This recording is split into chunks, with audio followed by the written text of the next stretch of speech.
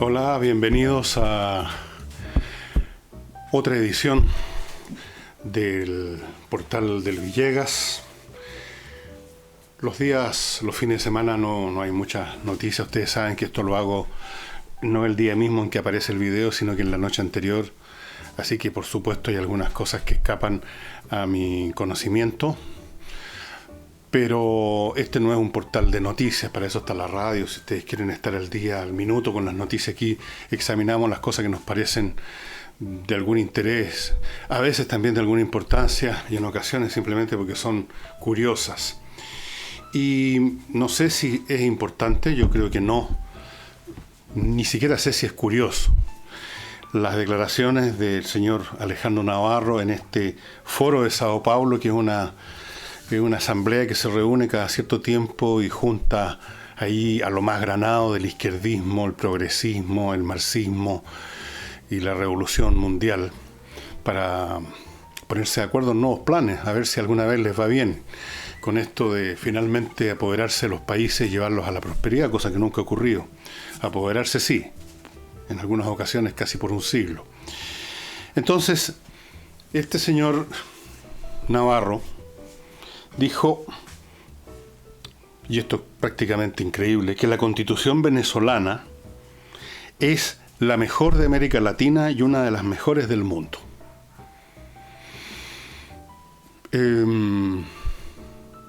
Yo no sé en primer lugar si hay una Constitución, no importa quién la haya redactado y si desde el punto de vista teórico, político, jurídico es la mejor o la peor.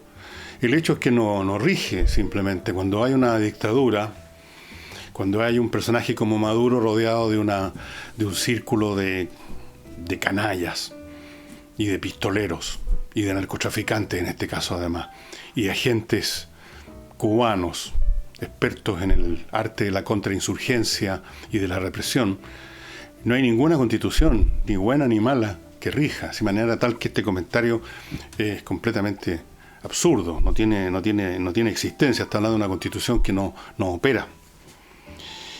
Y dijo además,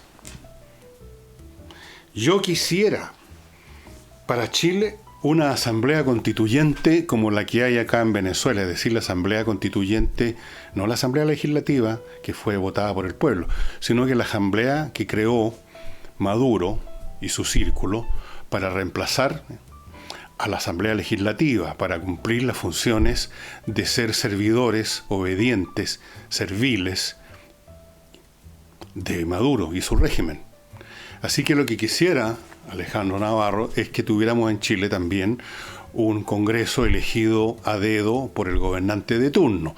Obviamente me imagino que Alejandro Navarro tiene en mente otro presidente de turno en vez de Piñera. Quizás está pensando en él mismo, quizás está pensando en Lenin resucitado de entre los muertos, no sé en quién estará pensando, que le gustaría que fuera el que eligiera a dedo una constitución. Le encantaría.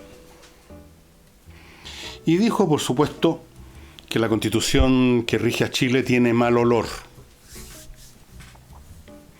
Porque obviamente, como ustedes conocen el argumento de Navarro y otros, que no están muy lejos de Navarro por lo que se pudo apreciar en los comentarios acerca de Navarro, otros, como él, piensan que esta es una constitución, yo no sé si hedionda, pero sí espuria, ilegítima, porque se inició, piensen ustedes, durante el régimen de Pinochet, y luego, a lo largo de muchos años que han transcurrido ya, sufrió un montón de modificaciones. Las más importantes creo que fueron durante el gobierno de Ricardo Lagos. Quisiera agregar a eso una cuestión de sentido común, que por supuesto escapa completamente a las capacidades de Navarro, que además debe tener otras razones para ser un vocero tan fiel, tan obediente, tan decidido y apasionado por el régimen de Maduro. Y es esto, que una constitución escrita, como cualquier cosa que se escribe, cualquier cosa respecto a la cual uno puede hacer un juicio, es válida, inválida, buena, mala, criticable o no, en función de lo que está escrito y no en función del momento en que se escribió. Uno puede adivinar, uno puede sospechar, uno puede pensar que la Constitución fue influida por el régimen militar y por los personajes de ese régimen, por los Jaime Guzmán, etcétera, etcétera, etcétera. Claro que sí, no salió del aire la Constitución.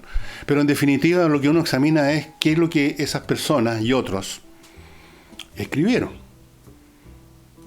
De manera tal que una Constitución no se juzga por el momento en que nació, como ningún escrito se juzga por el momento en que nació.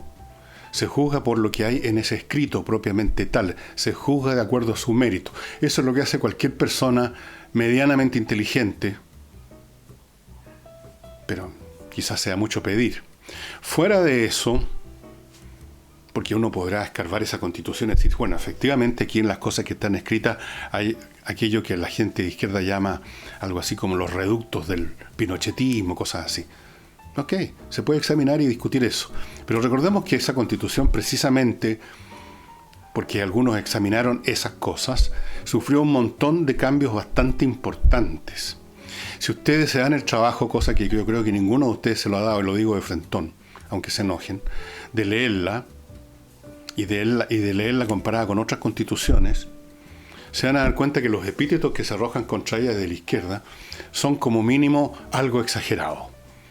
Esto que es una constitución fascista, pinochetista, reaccionaria, dictatorial, simplemente no está ahí.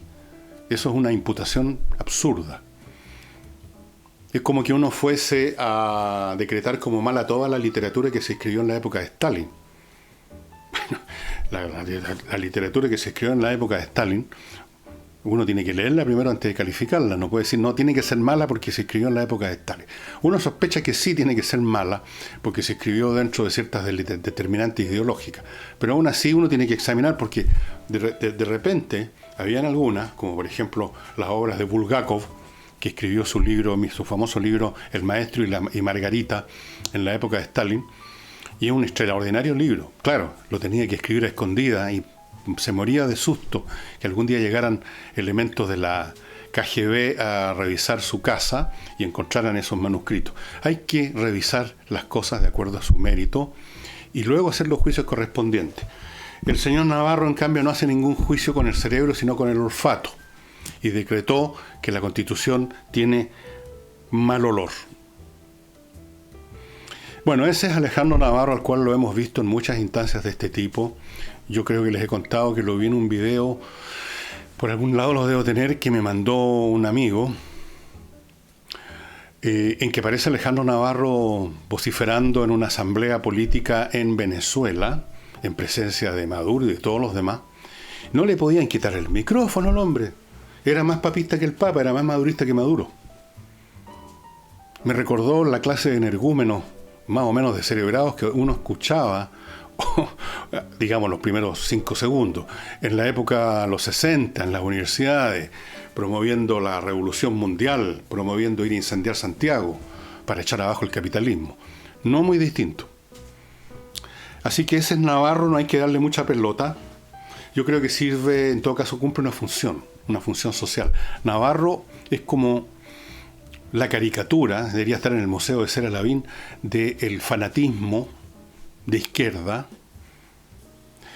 que no es muy distinto al fanatismo de los monjes del siglo IV después de Cristo que recorrían las calles de las ciudades del Imperio Romano ya en decadencia, viendo qué podían romper, qué podían destruir y qué estupidez podían predicar. No es muy distinto.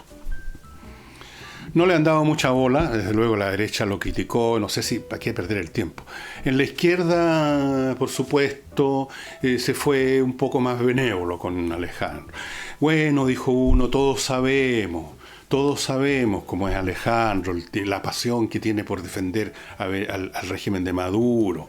Pero inmediatamente se colgaron de la Constitución. Pero eso sí, nosotros también consideramos que la Constitución, no usaron la palabra mal olor, pero la Constitución tiene que ser revisada, y alguno mencionó una asamblea constituyente. Esto es un poco como cuando uno, en presencia de un grupo de creyentes de una religión, señala con el dedo a uno que se le ha pasado la mano, ser, digamos, un poco... Entonces todos sí, claro, tienen que reconocer que se le pasó la mano, ser un poco... Pero finalmente es uno de nosotros. Finalmente es uno de nosotros, estimados amigos. Y por lo tanto brota la comprensión. Brota la tolerancia, esa tolerancia que no tienen con sus adversarios. Por supuesto, la gente que cree en una religión, ya sea teológica o política, tienen tolerancia con los pecadillos, de su sector, incluso a veces con los pecados, pero no toleran nada del otro lado. Están dispuestos a quemarlos, a llevarlos a la pira, a colgarlos, a guillotinarlos, a el balazo en la nuca, en fin. En fin, así que Navarro sirve como caricatura de ese mundo. Ahora, lo digo esto sin ninguna creencia o aspiración o esperanza de que por decir estas cosas uno va a cambiar a los que creen. Es imposible. Los que creen, y sobre todo los que creen en ciertas cosas que son palmariamente absurdas y que sin embargo siguen creyendo, no tienen remedio.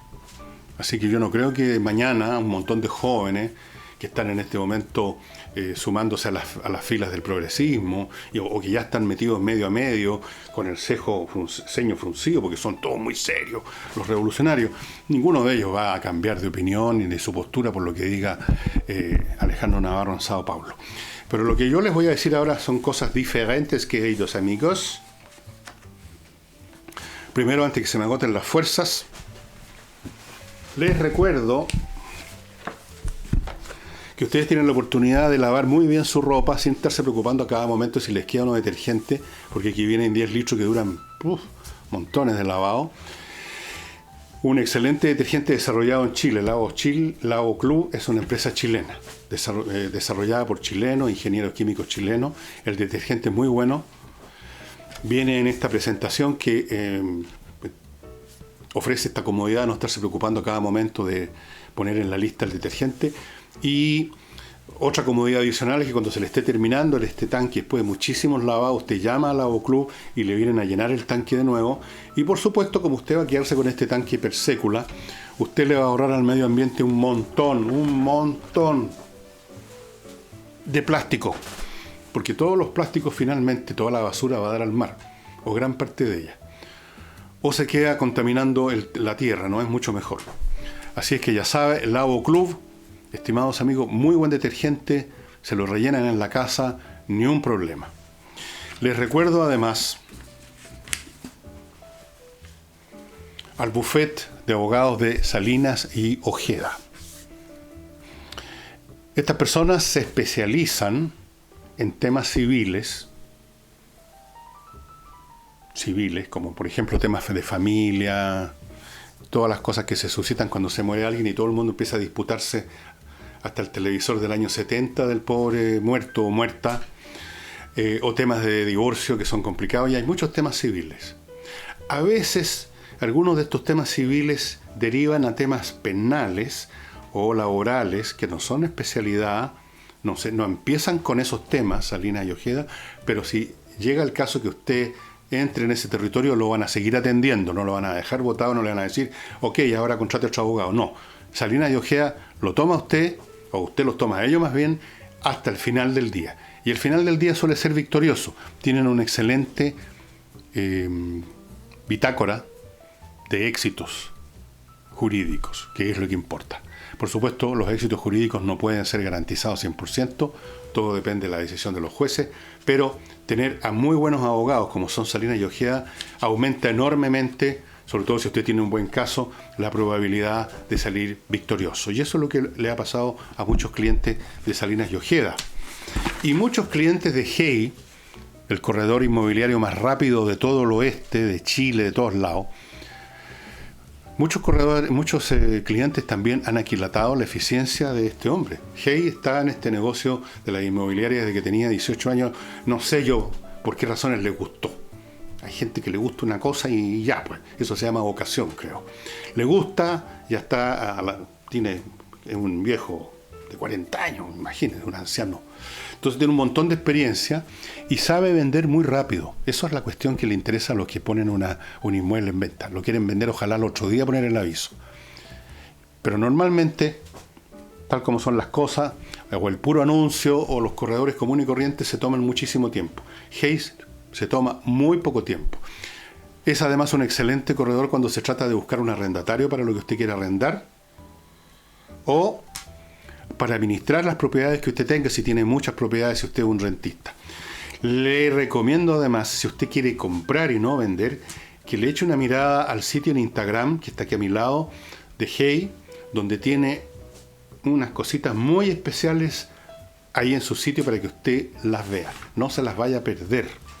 Y finalmente, amigos y amigas empresarios, empresarias, recuerden que no tienen que recordarlo, lo saben de memoria. El lugar donde hay más problemas en una empresa es la gestión contable, auditoría, el papeleo administrativo. Ahí es donde hay problemas que son peores porque no se ven de inmediato. Si una máquina se echa a perder en la fábrica, cosas así se notan de inmediato. Los problemas de gestión aparecen cuando aparecen ya convertidos en un cáncer, a veces muy difícil de desarraigar. Bien, póngase en manos de Controller. Es una empresa formada por contadores, auditores que estuvieron 20 años, como les he contado muchas veces, trabajando en grandes empresas internacionales. Organizaron, fundaron Controller, disponen de toda esa experiencia y del mejor software del mundo para estas cosas y se hacen cargo de su gestión en el grado que usted prefiera, para empresas grandes, medianas o pequeñas, y le va a cambiar la vida completamente, le va a cambiar la vida a su empresa y por lo tanto le va a cambiar la vida a usted también, obviamente. Y continuamos ahora, dejemos de lado el mal olor de las palabras del señor Alejandro Navarro, que parece que estuviera en una escalada así desenfrenada, es decir, inepcias cada vez más grandes y cada vez más insultantes. Y vamos a Lamán, que dio una entrevista en alguna parte hoy día, creo que en un canal de televisión.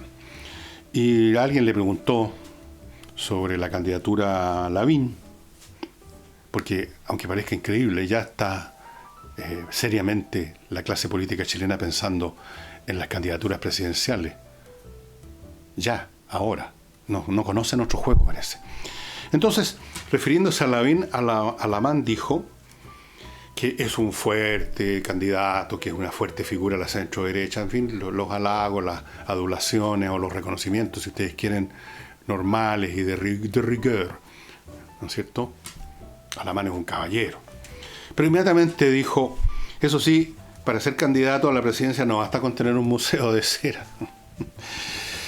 No basta. No basta con el museo de cera, por supuesto.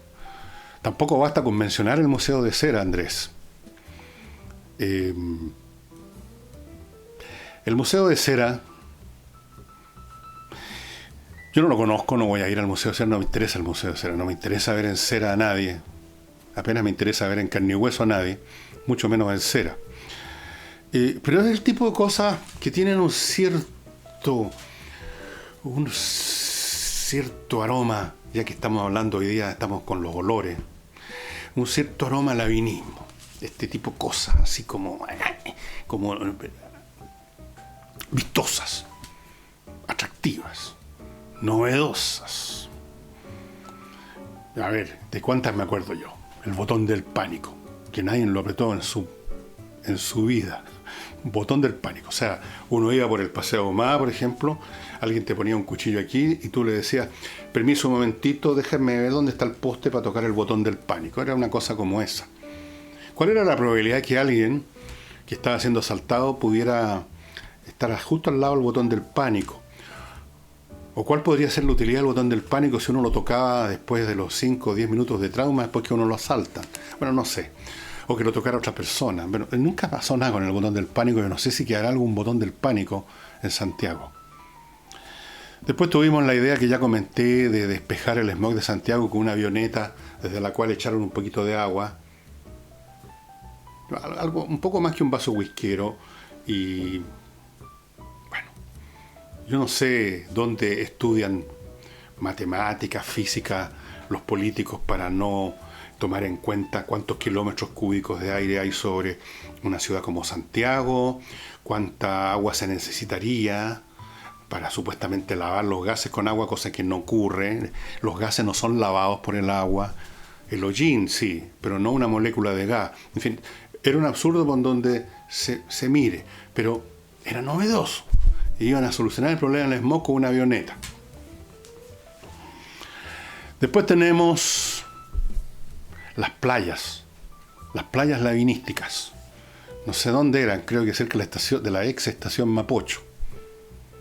Unas playas. Llegaron unos camiones tolvo, echaron arena al lado del río que va con sus embarcaciones, que todos sabemos de qué material son, y iba a ser una playa popular. Esa fue otra de esas ideas que tuvo una existencia mediática nada más. No creo que haya existido realmente alguna vez, y si existió, debe haber sido por una semana, porque la cosa es tan absurda que no... Después, ¿qué otra gran idea? Una que comenté yo hace poco aquí mismo. Se me van a perdonar si se me olvidan de repente estas tremendas ideas, ¿no? Pero... la recomendación para que los niños menores de 14 años no anden muy tarde en la calle.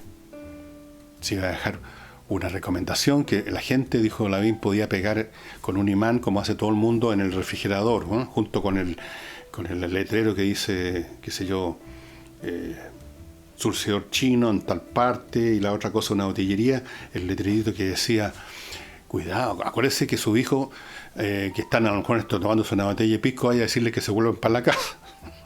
Bueno, esa fue otra de las grandes ideas. Lo del Museo Cera, bueno, tiene más, es un museo, ahí va a estar, digamos, los monos no se van a arrancar. Podría hacerse usted una película de terror a la chilena, porque ustedes saben, han habido un montón de películas de terror basadas en el Museo de Cera, que creo que originalmente es un cuento de Edgar Allan Poe, pero no estoy seguro. Pero, si acaso todo esto les causa a ustedes la sensación de que yo estoy tratando de ningunear a Lavín, se equivocan. Lo que pasa es que él es más notorio en una cualidad que comparte con todos los políticos chilenos y chilenos, de ambos sexos, sí señor, o ambos géneros, no sé cómo decirlo hoy en día, para que no se enojen. Y es la ineptitud, la inanidad de su pensamiento político, el fondo de su pensamiento político. Me van a perdonar, pero nómbrenme ustedes alguno. Puede que hayan, ¿eh? Y lo que pasa es que yo no leo mucho los diarios, pero un político que los impresiona a ustedes, aunque sea por un momento, por el peso, por la lógica de sus raciocinios, por su sentido común, por su profundidad conceptual, por su análisis desapasionado de los problemas, en vez de simplemente sacar frases hechas del estante de frases hechas de su sensibilidad política. Piensen, por favor, me ayudan ustedes cuando encuentren personas que cumplen con esas condiciones, mándenme un mail e ilústrenme, ilumínenme. Entonces, claro, Alamán puede criticar a Lavín por su Museo Cera, y probablemente Lavín puede criticar a Alamán por alguna otra cosa. Yo no voy a empezar a graduar a ambos y a nadie. Estoy simplemente diciendo que en general nuestra política chilena se ha convertido en un circo de mala muerte, e incluso las personas que originalmente uno sospechaba alguna vez que tenían alguna inteligencia y cultura, por la necesidad que les impone el seguir en ese circo, porque uno se tiene que adaptar al medio o es expulsado como un cuerpo ajeno, se han descerebrado. Si eso es lo que yo creo que ha sucedido con muchos políticos chilenos. Y los que no se descerebraron, los expulsaron como un cuerpo que no, como el cuerpo expulsa una sustancia extraña. Tenemos el caso de este socialista que nunca me acuerdo el nombre, que yo no comparto nada de sus ideas, pero sí me doy cuenta que es un tipo inteligente, que analiza, que razona, que realmente lo exiliaron en el Partido Socialista. Tenemos el caso de Ricardo Lagos, que tiene una mirada grande, que tiene una mirada con alguna elevación. Y deben haber otros casos, no sé. Pero da lo mismo porque están fuera del circo trespista. ¿Qué es circo trespista? Circo de una pista, un circo pobre, un circo de barrio. Así es que lo del Museo Cera, lo del espejo para ver si cae agua del cielo, o lo que sea que hagan y digan los otros, todos, es más o menos forma parte del mismo elenco anémico intelectualmente que tenemos como políticos en Chile.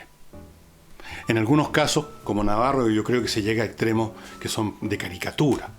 Pero como ustedes saben, la caricatura no es otra cosa que exagerar, no deformar, sino que exagerar los rasgos de una entidad que realmente es más o menos como lo representa la caricatura, solo que más acentuado. Navarro es una caricatura de lo que son prácticamente todos los políticos en funciones, no los exilados, no los echados, no los acuchillados por la espalda. Y ya que estamos en política hoy día, dicen que en el Partido Comunista hay ciertas, no voy a decir disensiones porque no es tal, ciertas debates, llamémoslo debate, o la palabra que le gusta tanto ahora a la prensa, polémica. Ciertas polémicas intergeneracionales a las cuales se refirieron en sendas entrevistas estas niñas Carol Cariola y Camila Vallejo. Carol Cariola tuvo a bien anunciarle a la Nación que cree en el socialismo como nunca antes. Previo a decirlo, Carol Cariola, como también Camila Vallejo con sus propios términos, se refirieron a las transformaciones que son necesarias dentro del Partido Comunista para sintonizar con los tiempos. Bueno, parece ser que la transformación de Carol Cariola es reemplazar una creencia ya muy debilitada, probablemente en muchos comunistas que tienen dos dedos de frente, por una revivificación, una nueva vida de la creencia. Y está claro que tiene que ser así. Si los credos religiosos pueden tener disensiones, pero nunca va a llegar el día en que ustedes vean al arzobispo Talca diciendo que ya no cree en Dios o en la Virgen María, porque son el núcleo de su creencia. Por algo son creyentes. Quien es creyente es quien acepta un punto, una tesis, independientemente de la razón. Lo cree, lo siente, está seguro, está convencido, es así. Las razones que pueden haber vienen después como un ropaje externo a cubrir esa creencia originaria con una articulación más o menos aceptable por otros, como hizo la cristiandad a partir del siglo IV, V después de Cristo, cuando empezaron a hacer uso de la filosofía helénica, del neoplatonismo de Plotino, de Porfirio y de otro, y del propio Platón, para darle una respetable apariencia de cosa con peso intelectual. Pero la creencia básica acerca de nuestro Señor Jesucristo y todo lo demás, eso es intocable porque ese es el núcleo de su creencia. Los comunistas creen esencialmente, y lo creerán siempre, en el socialismo. No importan los hechos que hayan ocurrido en el mundo, no importan los derrumbes, los crímenes. Ellos creen que todas esas cosas, si llegan a aceptarlas como hechos, cosas que ocurrieron, no les queda otro remedio, las interpretan como distorsiones, como accidentes históricos o como resultado de la perversidad del enemigo. Fíjense, ustedes probablemente, muchos de ustedes han visto una serie fantástica que se llama Chernobyl. Una miniserie en 6-7 capítulos que cuenta del accidente de Chernobyl. Este accidente de los años 80 que causó una cantidad impresionante de muertos. Los soviéticos de esa época, y parece que los rusos de hoy en día también, con esa inclinación que tienen al disfraz y a la mentira, dijeron que habían habido algo así como 32 muertos. La verdad es que han muerto cientos de miles de personas por cáncer en Rusia debido a la contaminación de toda una zona. Bueno, ¿qué están haciendo los rusos ahora? ¿Sabían ustedes que están haciendo una serie Chernobyl Made in Rusia, donde los malos son la CIA? La planta de Chernobyl no se fue al diablo por un pésimo diseño socialista, una pésima ejecución socialista, una pésima mantención socialista, un pésimo encubrimiento, o sea, un eficaz encubrimiento socialista, en fin, la ineficiencia, el servilismo y todo lo que rodeaba al mundo socialista. No, fue la CIA. Entonces, ese es la manera como se conducen siempre los creyentes cuando se les señala con el dedo algún horror. La culpa no es de la fe, la culpa es de otro. Por último, Satán metió la cola. Así es que esta famosa disputa o polémica interna entre las generaciones más viejas y más jóvenes que tienen que entrar a un debate para comprenderse mucho con el debate, no toca el centro. Todo lo contrario, Carol Cariola, que es muy joven, cree más que nunca en el socialismo, más que nunca. Y probablemente en esa parada están todos los jóvenes, porque los jóvenes, estimados amigos, de entre todas las variantes o segmentos demográficos de la población humana son los más candorosos. A propósito, Camila Vallejo, afirmó que la presencia de la generación joven, supongo que una presencia que ella imaginará que está creciendo, demuestra, dijo, la vigencia de las ideas del partido. O sea, preciso, Camila Vallejo cree que el hecho que lleguen nuevos militantes, gente joven, es una prueba de que las ideas que esos jóvenes aceptan están vigentes. Bueno, habría que analizar el concepto de vigencia, porque vigencia, pues si algunos están cometiendo esta confusión, no es equivalente a verdad, a vigencia científica, llamemos. Vigencia puede ser simplemente que todavía hay gente que cree en algo. Por ejemplo, la astrología está vigente no porque se descubrió que efectivamente los nacidos bajo el signo de Acuario son así o asá y es un hecho probado, sino está vigente en el sentido de que todavía hay gente y mucha gente que lee las cartas astrológicas, que compra el libro del año y que lee el horóscopo todos los días. En ese sentido está vigente en el sentido del consumo, no de la validez. De hecho, por lo tanto, lo que, si acaso, hay muchos jóvenes, y creo que puede ser cierto, sobre todo jóvenes del mundo, colegiales, estudiantes, lo que estaría demostrando ese acceso, esa llegada de nuevos militantes, no es la vigencia científica de las ideas del socialismo que se cree científico. El socialismo marxista se predica como socialismo científico. ¿Sabían ustedes? No. La vigencia a que se refiere Camila es la vigencia del candor de los jóvenes, es la vigencia que siempre tiene la esperanza de que hay una fórmula mágica para llegar a un mundo maravilloso, la vigencia de querer ser salvados. Los seres humanos queremos ser salvados de nosotros mismos, de nuestros pesares, de nuestras frustraciones, y los que más se frustran, curiosamente, son menos los viejos que han pasado por tener una historia más larga por muchas frustraciones, sino los jóvenes, porque ya las primeras frustraciones, dada la fuerza de sus deseos, son más dolorosas que para los viejos que ya estamos como acostumbrados a eso. Entonces, quieren ser salvados. Es una religión de salvación el comunismo. Y es la vigencia de la psicología juvenil, si ustedes quieren. La vigencia, o más allá, la vigencia de los sentimientos y de las estructuras psicológicas que llevan a la creencia, a ser un creyente. Eso va a estar siempre vigente. ¿Por qué creen ustedes que todas las religiones importantes del mundo duran siglos, incluso milenios?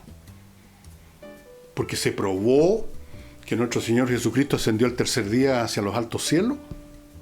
Porque se probó que Mahoma recibía por celular, digamos, los mensajes del Corán del arcángel San Gabriel. No se ha probado nada de todo eso. Y sin embargo tenemos a millones de cristianos, millones de musulmanes, millones de todas las religiones. ¿Y por qué? Porque lo que está siempre vigente no es la calidad de las ideas o del dogma, de las cuales no voy a decir ni una palabra, del dogma que les está presentando, ofreciendo una determinada confesión religiosa o política. Lo que está vigente es el deseo de creer, el deseo de escapar del mundo, el deseo de creer que hay una fórmula simplista para explicar el mundo, para mejorar el mundo y sobre todo para mejorar nuestra situación en el mundo. Eso está siempre vigente.